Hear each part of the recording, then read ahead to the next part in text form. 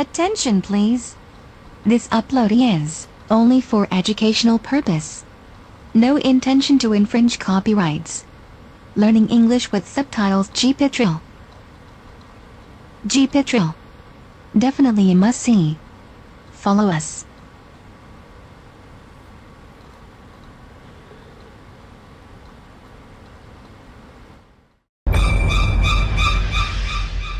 At Julie Sparks' 18th century family home in Langton Herring, Dorset, the Living with the Dead team believe they're fighting an evil spirit that's possessed Julie's son, Stephen. It's there! It's okay, just stay calm, just breathe, okay?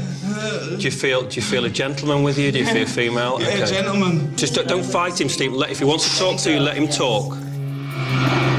The team are attempting to take Stephen up to his room, as they believe this is where the spirit first entered him. I need you to force him in the room with me. Come on, Stephen. The power of the angels! Get in there! Come on, Stephen. Get in this room! Well done, Stephen. Well done. Bastards! Get in there. Well, I've never ever seen anybody in this state before. Never. Well done. I ask of these demons to leave this soul. I ask of you to stand back. I ask of you to stand back. Fight them, Stephen. Fight them for me. Think of your family. In the name of the Father and the Son and the Holy Ghost. In the name of the Father. No, there's not too many, Stephen. There's one. In the name of the Father, the Son, and the Holy Spirit. The little girl's in the room. Now, if the little girl's in the room, it's not that negative. Watch the girl dance, Stephen. I think that little girl who enters the room and has been seen by Steve is like a calming thing, like a distraction, where she's dancing pirouettes, like a ballerina, just to distract him, to bring him down to earth. Is like a good energy. Ian believes he can use this girl's positive energy to help combat the evil demon. Can she see you? Yeah. Can you see the light and the happiness around her? Yeah. Ask her if you can join her.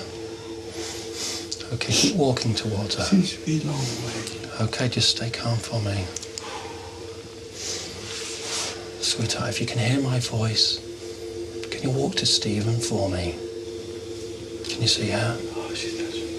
She's touching you. Brilliant. Can you see the love and the light around her? Yeah. Hold her hand for me.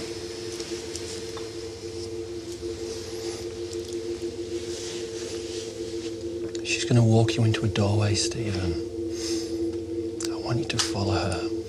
You're going in that doorway. Don't look back. Tell me where you are. Yeah, we're through. You're through. I want you to shut that doorway behind you for me. You shut the doorway. Fantastic. It's much calmer now. 2-3 minutes ago he's been restrained on his bed. You okay? Look around for me. What's the matter? It's like I'm just sort of coming out of some kind of trance. There's like a load of people here. Your mom and your sister are here, your brother's here, and we're all here. He's a lot brighter himself. His eyes are open. He's looking pretty good now. I think he's come through the worst of it. In the belief that they've now successfully dealt with a demon, investigator Stephen checks out the manor house one last time. Well, I've just had a walk around the house, and it feels really like uplifting. It's a bit lighter. Still a lot of residual energies there, but over the few months and years, it's going to be a lot better. Time will tell, really. A few days later, historian Hallie Rubenhold returns to Langton Herring to see if she can shed some light on the disturbing events at the manor house. A trip to the local church unearths some gruesome information. I've been looking at the burial records and I found something rather interesting. It seems that in 1832, on the 3rd of August, 4 boys, all under the age of 9, were buried at the same time.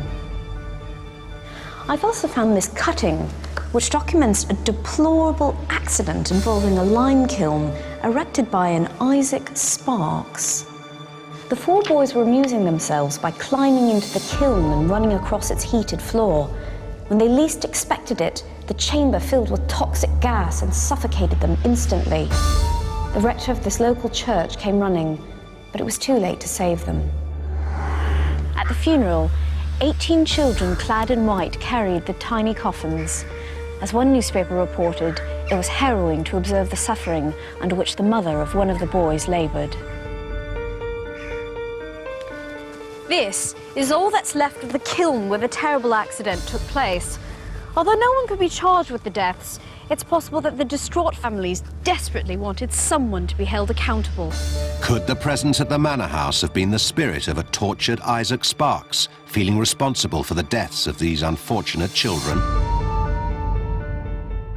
A couple of weeks later, Julie and her family reflect on their experience with the Living with the Dead team. It wasn't what I expected, because we didn't really get into a séance. Apparently my heart rate was running wild. Apparently I was sweating. I don't recall it. I really do not. Shaking? Well, he was shaking from head to toe. And it was quite worrying, you know, seeing it and not being able to control it. Obviously, whatever was around was channeling through Stephen. Stephen didn't like himself at all. It's just all of his face changed. All his muscles were all like clenched and frowning and a lot of anger coming. Look, his facial expressions was anger. Something happened in that room and I saw the little girl and I remember that. And she walked this gentleman to a light. She really did, and I saw that. Really big relief, you know, Stephen was back, and I actually felt like the whole house was more peaceful. I think the whole night was a real experience for us all. That was the most frightening thing I've ever done in my life. After all they've been through, how do the family now feel about the house? The energy of the house is pretty good with the family, the vibe of the family. We're real tight, we're real close now. I'm so calm. I never used to be. I think it is more peaceful, definitely. But I don't see a huge difference in it. It's still just a spooky manor. I personally don't feel any different. I still get uneasy moments here. I won't go in that room. I will not go in that room. No way. There's still a presence here. If anything, through what's happened, it's got a bit worse. Do I think the house has still got spirits? Yes, I do.